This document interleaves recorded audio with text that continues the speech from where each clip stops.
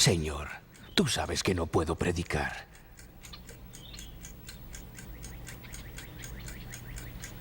Bueno, si tú me muestras el camino, es decir, si tú envías una invitación para que yo predique, entonces, Señor, iré.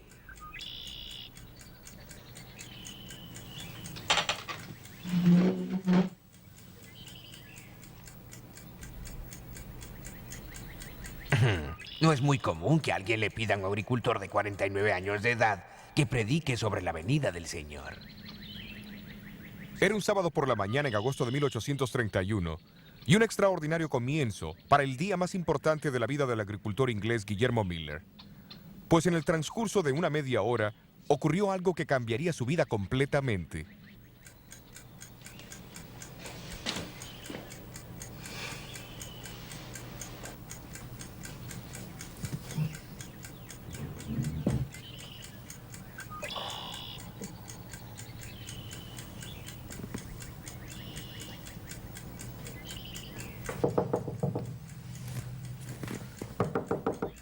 Pase. Sobrino, ¿qué pasa? Tío Guillermo, el pastor de nuestra iglesia no podrá predicar mañana. Papá me mandó que te pida que vengas y nos hables sobre lo que estás estudiando en la Biblia. Sobre las profecías y la segunda venida de Cristo. ¿Vendrás?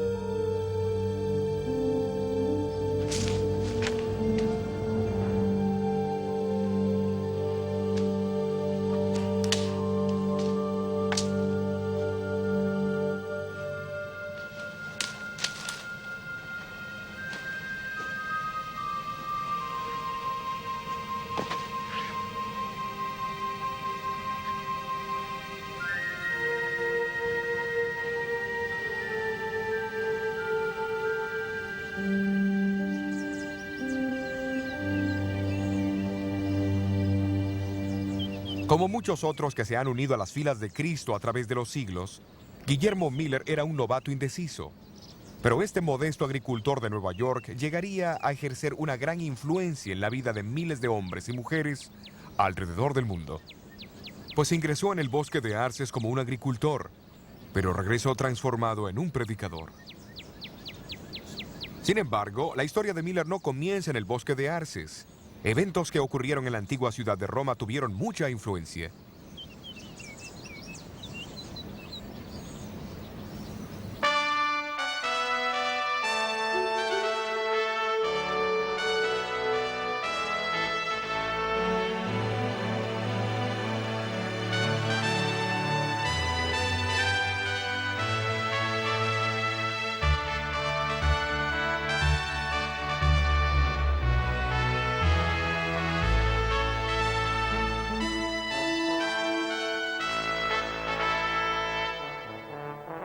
La Capilla Sixtina, cerca de la Basílica de San Pedro en Roma, es famosa por su historia y arte. Edificada por el Papa Sisto IV en 1473, es el lugar donde los cardenales de la Iglesia se reúnen para elegir un nuevo Papa. En sus paredes y techos se pueden ver magníficas pinturas de las escenas y personajes del Antiguo y Nuevo Testamento.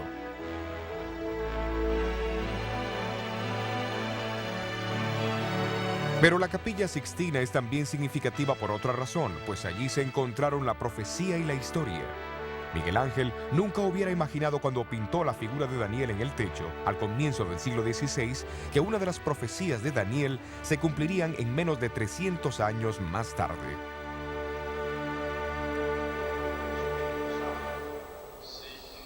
La profecía de Daniel en su capítulo 7 reveló que a la ascensión al poder del cuerno pequeño del cuarto gran imperio de Roma se le opondrían 3 reinos.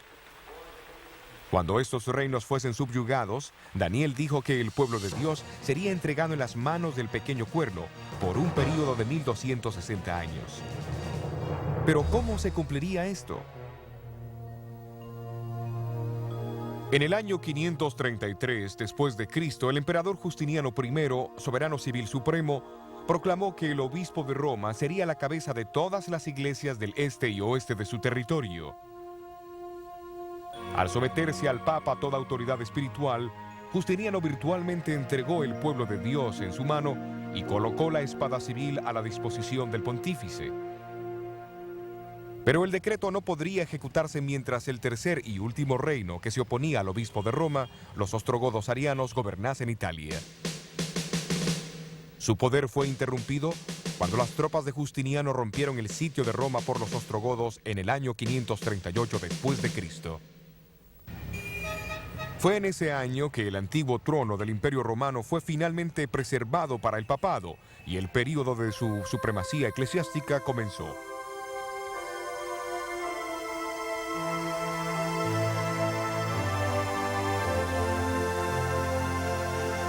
$1270 años después, Napoleón ordenó a su lugarteniente, el general Berthier, que marchara hacia Roma y subyugara la supremacía de su iglesia. En febrero 15 de 1798, el nuevo gobierno republicano fue establecido y sus emblemas y armamentos removidos de la ciudad.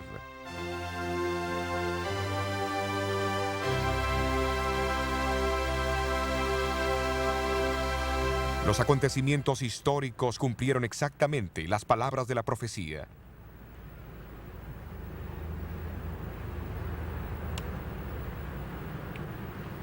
Poco más de 100 años antes, un doctor en divinidades de la Universidad de Oxford había sido el primero en declarar que la profecía de los 1260 años terminaría, como él decía, un poco antes del año 1800. Luego otros tomaron la misma posición. Algunos, como el famoso clérigo, filósofo y científico Joseph Priestley, hasta dijo que Francia sería el instrumento más adecuado para el cumplimiento de esa tarea. Cuando el golpe finalmente cayó sobre Roma en 1798, un coro de voces en Inglaterra, Europa y América atestiguaron el fin de los 1260 años de supremacía papal. A pesar de las diferencias de credo en otros puntos de fe, había una notable unidad en las interpretaciones proféticas básicas, recibidas de los primeros grandes reformadores. Ellos enseñaron acerca de los 4 imperios universales, las divisiones de Roma, el surgimiento del anticristo, el principio del día por año y la proximidad del juicio y la segunda venida de Cristo. Al despertar su interés en tan notable cumplimiento de la profecía, estos estudiantes de la Biblia empezaron a observar detenidamente la profecía más larga en el tiempo de Daniel, descrita en el capítulo 8. La predicción se encuentra en el versículo 14, en respuesta a una pregunta hecha sobre el tiempo que la visión cubría. ¿Cuándo Dios haría algo? Sobre el poder desolador que pisoteaba su santuario y su pueblo.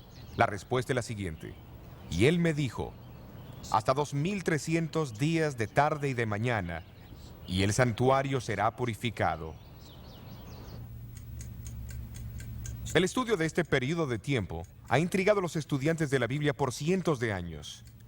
Eruditos judíos, desde el comienzo del siglo VIII, y eruditos cristianos desde finales del siglo XIII han identificado los 2300 días como 2300 años. Pero aunque muchos siguieron estudiando esta profecía, su significado seguía siendo un misterio. No debe sorprendernos, porque en Daniel 8, el ángel Gabriel le dijo a Daniel que el período de 2300 días años no se cumpliría hasta el tiempo del fin. Y en Daniel 12, Dios ordena al profeta a sellar su libro hasta ese mismo tiempo. Evidentemente, el significado de la profecía de los 1300 años no debería entenderse claramente hasta que el tiempo de su cumplimiento estuviese cerca.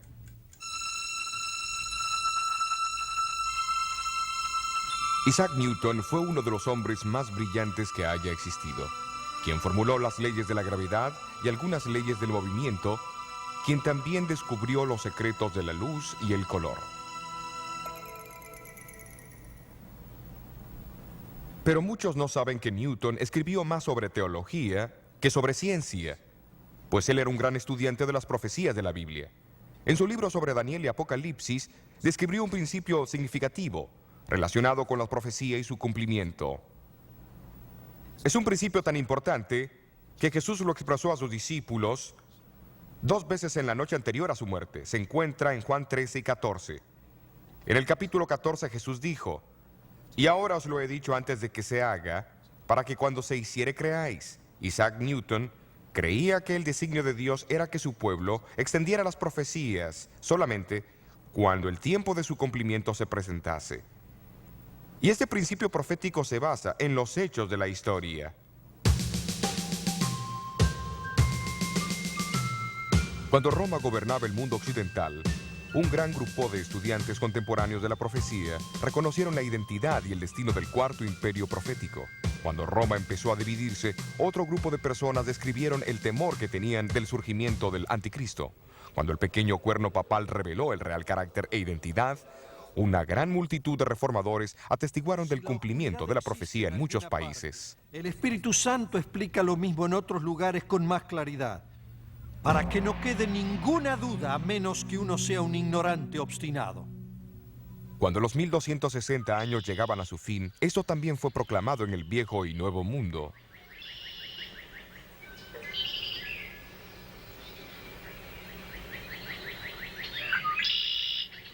Pero en el siglo XIX, el foco de interés en diferentes continentes y países y entre todos los grupos denominacionales eran los 2300 años de Daniel 8.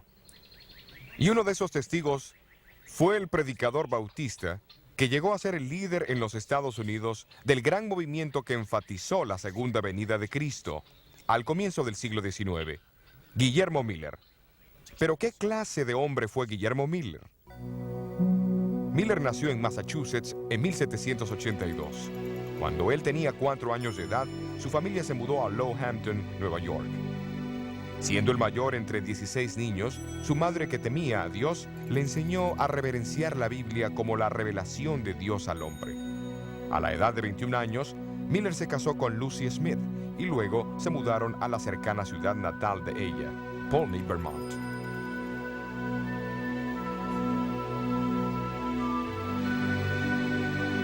Al separarse de la influencia religiosa de su madre, Miller fue atraído por la filosofía del deísmo, promovida por sus amigos. Para el deísta, Dios es una clase de autor ausente que no tiene ningún interés en su creación.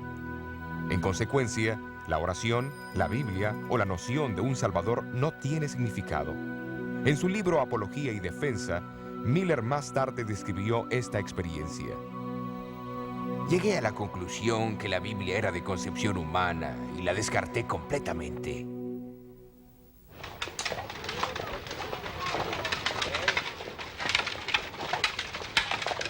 Pero Miller poseía cualidades personales que incitaban a otras personas a confiar en él. Llegó a ser el sheriff asociado y lugarteniente de la Guardia Nacional del estado de Vermont. Durante la Guerra Americana de 1812, fue ascendido a rango de capitán en el ejército de los Estados Unidos.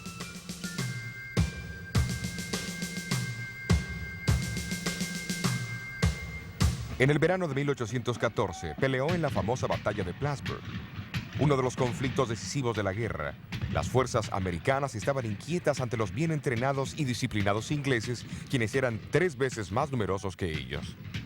Pero la sorprendente victoria sirvió para crear dudas en la mente de Miller, pues el éxito en la guerra parecía ser la obra de una fuerza más poderosa que la humana.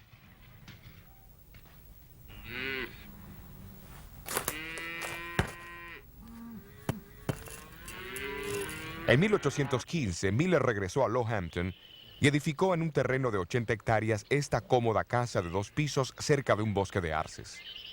Aunque ahora creía en un ser supremo, todavía no creía que Dios había dado alguna revelación por escrito.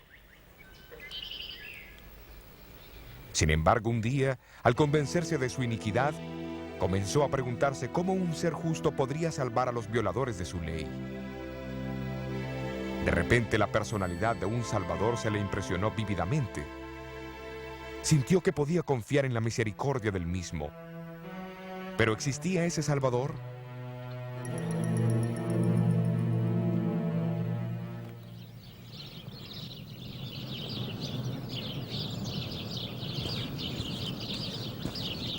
A fines de 1816, él aceptó a Jesús como su Salvador y amigo en la Iglesia Bautista de Hampton, y la Biblia llegó a ser un deleite.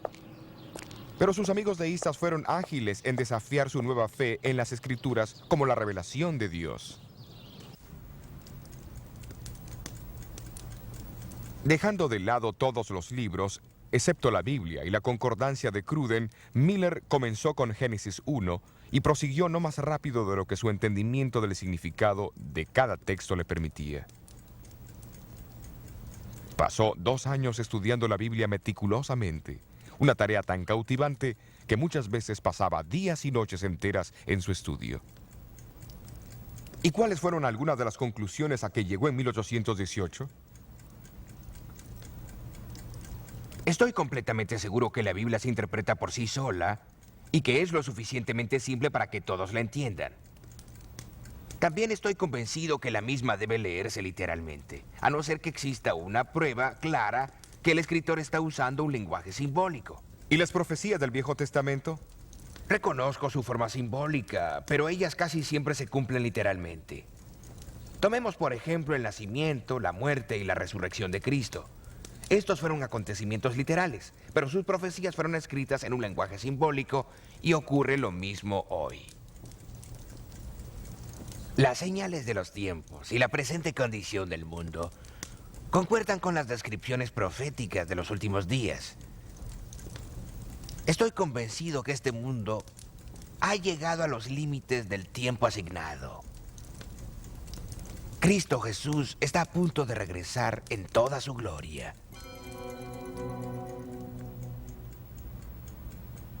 La conclusión de Miller fue interesante, pues era contraria a la idea predominante de la mayoría de las iglesias protestantes de su tiempo sobre la segunda venida.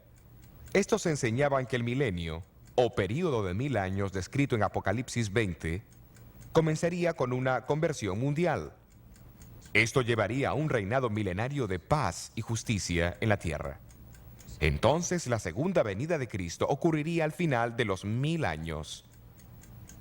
Mientras muchos pensaban que ellos reconocían las señales que indicaban que el milenio se iniciaría al comienzo de los 1800, Miller por su lado estaba convencido de que la venida de Cristo era inminente y que ocurriría al comienzo de los 1000 años. Estoy seguro de que nos hemos equivocado en cuanto a esto. Solo escuchemos Daniel 8, versículo 14. Hasta 2300 días de tarde y mañana, y el santuario será purificado. El capítulo indica que los 2300 años comienzan con el decreto de reconstruir Jerusalén en el año 457 a.C. El período termina alrededor del año de 1843. La Biblia parece enseñar que el santuario es la tierra. La purificación debe ser la purificación de fuego en la segunda venida de Cristo. Lo que significa que en unos 25 años el mundo llegará a su fin y Jesús vendrá. De hecho, Miller pasó los próximos 13 años examinando y reexaminando los argumentos a favor y en contra de su creencia. A medida que crecía su convicción, sentía que tenía el deber personal de comunicar al mundo sus conclusiones. Cuando los años de investigación finalmente borraron todo vestigio de duda, el temor de hablar en público se hizo presente.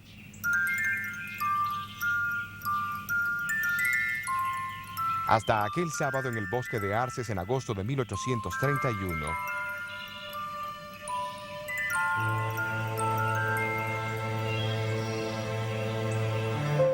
Miller acompañó a su sobrino, Irving Guilford, a la casa de los Guilford en Dresden.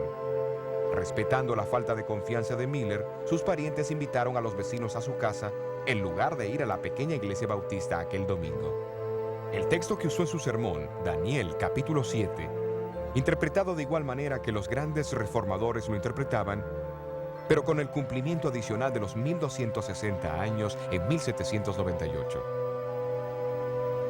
Fue la predicación de Juan Knox sobre Daniel 7 en 1547 que inició la reforma en Escocia. Pero ahora Guillermo Miller avanza un paso más. Él añade una interpretación de los capítulos 8 y 9 de Daniel para iniciar el gran movimiento del advenimiento en el Nuevo Mundo.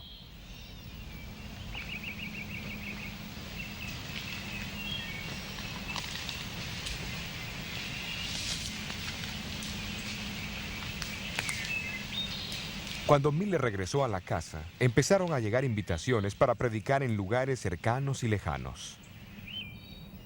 Su segunda serie de reuniones tuvo lugar en esta imponente casa de reuniones bautista en Polney, su antigua ciudad natal. Miller nunca podría haber imaginado que en el transcurso de 15 años su influencia se extendería desde Lowhampton a través de todo el mundo.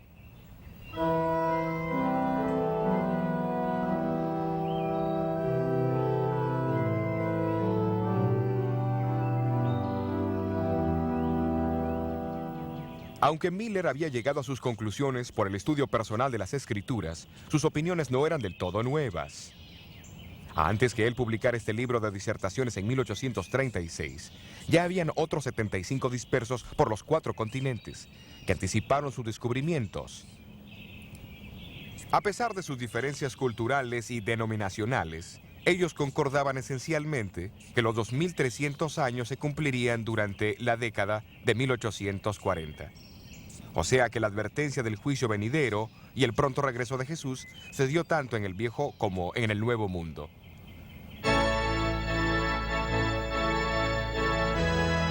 Solamente en Inglaterra más de 1000 ministros la propagaron. En Suecia, donde la predicación contraria a la de la iglesia establecida era ilegal, los niños proclamaron el pronto advenimiento de Cristo. En Estados Unidos, el mensaje de Miller fue oído en las principales ciudades de la nación. El Señor viene. Su llegada es inminente. ¿Estás listo para encontrarlo? Ministros de muchas denominaciones, convencidos de la veracidad del mensaje de Miller, se unieron a él en su proclamación. Los cálculos contemporáneos estimaron de 700 a 2000 el número. La segunda venida de Cristo. También hemos visto los eventos. Se organizaron convocaciones generales que atrajeron mucho público. Se dirigieron reuniones campestres, 125 de ellas entre 1842 y 1844, con una estimada audiencia total de 500,000 de personas. La prensa causó un impacto aún mayor que el evangelismo público. En mayo de 1844 se dice que circularon 5 millones de copias de artículos sobre el segundo advenimiento. Los predicadores, seguidores de Miller, estaban atentos a todo medio disponible para hacer su mensaje simple y claro.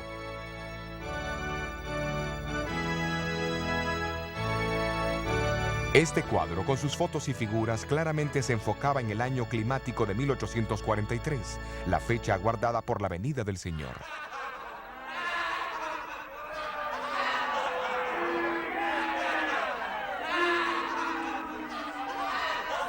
Pero no todos tomaron estos predicadores con seriedad. Un legislador introdujo una propuesta para posponer el fin del mundo hasta 1860. Otro ofreció reservaciones de asientos para escaparse en un globo aerostático por $200. Miller siempre había vacilado en fijar una fecha exacta. Mientras el año de 1843 se acercaba, más lo presionaban. Porque el año sagrado de los judíos comenzaba en la primavera. En el año 2300, desde la primavera del año 457 a.C., se cumpliría entre las primaveras de 1843 y 1844. La primavera de 1844 pasó y Cristo no vino. Volviéndose las Escrituras para una solución a su problema, los seguidores de Miller encontraron la parábola de las 10 vírgenes en Mateo, capítulo 25. En el versículo 5 leyeron la frase, y tardándose el esposo. Evidentemente habría un tipo de tardanza, y así ellos esperaron hasta agosto de 1844, cuando ocurrió un acontecimiento extraordinario. En las reuniones campestres de Exeter, Nueva Hampshire, Samuel Snow, un predicador seguidor de Miller, reavivó a su audiencia. Primero mencionó que, de acuerdo a Esdras 7, el decreto de reconstruir a Jerusalén, que inició los 2300 años, no comenzó hasta el otoño del año 457 a.C. Siendo así, los 2300 años tendrían que terminar en el otoño, no en la primavera. ¿Pero qué día del otoño? Basándose en sus estudios de las fiestas primaverales y otoñales de los judíos en Levítico, Snow concluyó que Jesús aparecería en el 10º día del 7º mes. La mejor evidencia indica que el 10º día del 7º mes judío ocurrirá el 22 de octubre de 1844. Así que en menos de 3 meses, el esposo estará aquí para buscar a su esposa. No es tiempo para que escuchemos el clamor de la medianoche. He aquí, el esposo viene, salid a recibirlo. Las colinas de Nueva Inglaterra pronto resonaron con el clamor de la medianoche. Miller estaba entre los últimos en aceptar esa fecha. Pero él y otros líderes sintieron que guardar silencio parecía contrariar el trabajo del Espíritu Santo.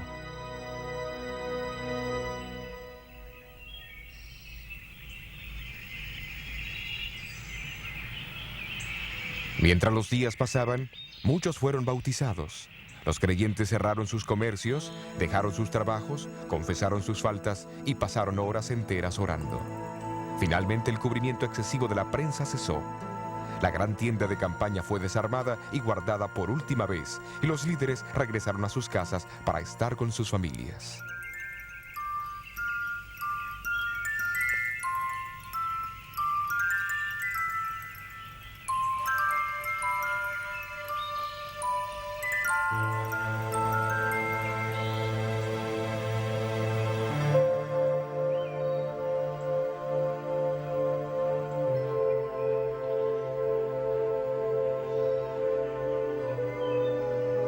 El mes de octubre es otoño en Nueva Inglaterra.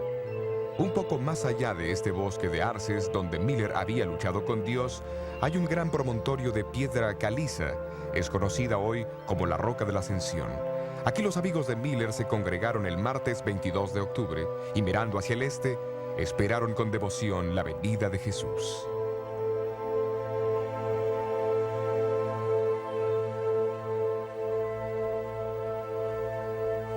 Por todo el país, decenas de miles de adventistas, como se le llamaban ahora los seguidores de Miller, se reunieron en iglesias, tiendas y hogares.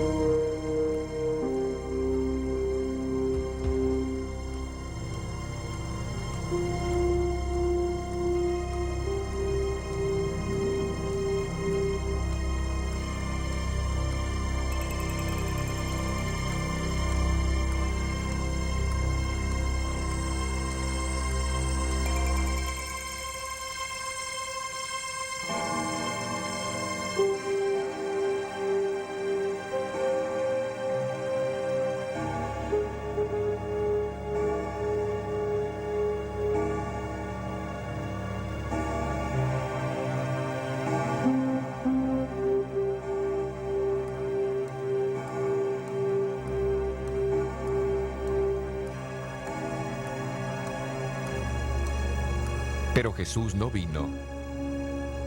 Lo que había comenzado como un día de esperanza, terminaba en una amarga oscuridad de chasco.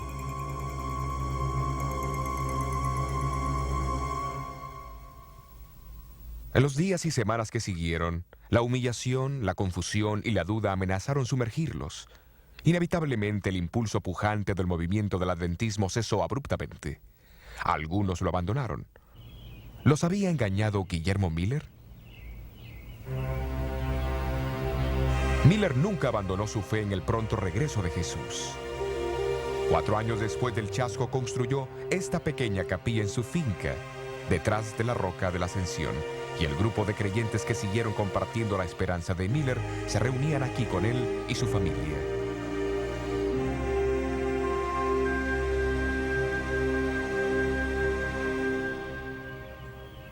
Miller estaba en lo cierto al enseñar que Jesús vendrá otra vez. El Nuevo Testamento se refiere a esto más de 300 veces. Estaba en lo cierto al decirle a la gente que se preparara para el regreso de Jesús.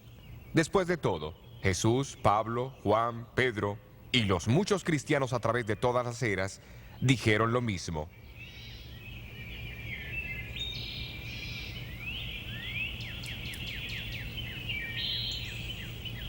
Miller estaba en lo cierto al enfocarse más en Jesús que en una fecha.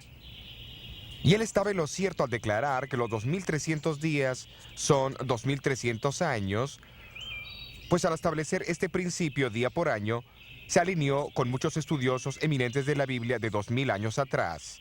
Y al proclamar que los 2300 años se extenderían a la década de 1840, Miller fue solamente uno entre miles de estudiantes contemporáneos de la Biblia que creían lo mismo. Entonces, ¿qué pasó?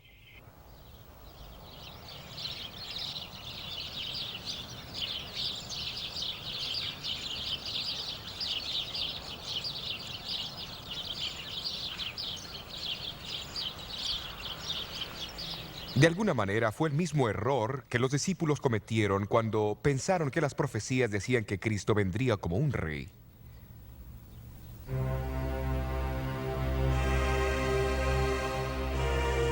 No fue un error de una persona irracional o los cálculos insensatos de un fanático, sino que fue un honesto malentendido del significado de la frase del Antiguo Testamento, donde menciona la purificación del santuario. Pero ¿por qué Dios permitió que el hombre, que él había llamado inequívocamente para un propósito, cometiera tremendo error? Tal vez nunca sepamos la respuesta completa a esta pregunta. Pero recordemos que en aquel tiempo, muchos cristianos creían en una conversión mundial que culminaría con el regreso de Jesús al fin de los 1000 años. Tal vez Dios en su amor estaba enviando un mensaje al mundo de una manera alarmante para advertirle de los crecientes problemas y maldades que padecerían al inminente retorno de su Hijo, antes de los 1000 años. Miller estaba en lo cierto sobre el cálculo de la profecía de los 2300 años de Daniel. Algo ocurriría al final de los 2300 años. La purificación del santuario. Tal evento demandaba una amplia publicidad y la más grande atención posible. Pero lo que significaba ese evento y el propósito que tenía era para otros descubrirlo.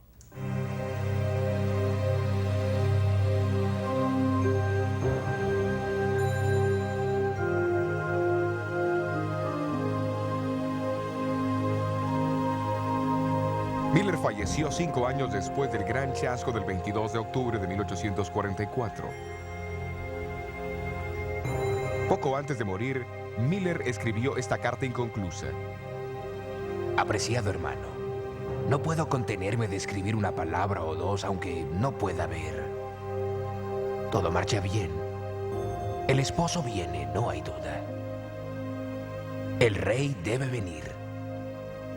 Levanten sus cabezas, muestren regocijo, no sean creyentes infieles. Pronto veremos al que hemos buscado y esperado.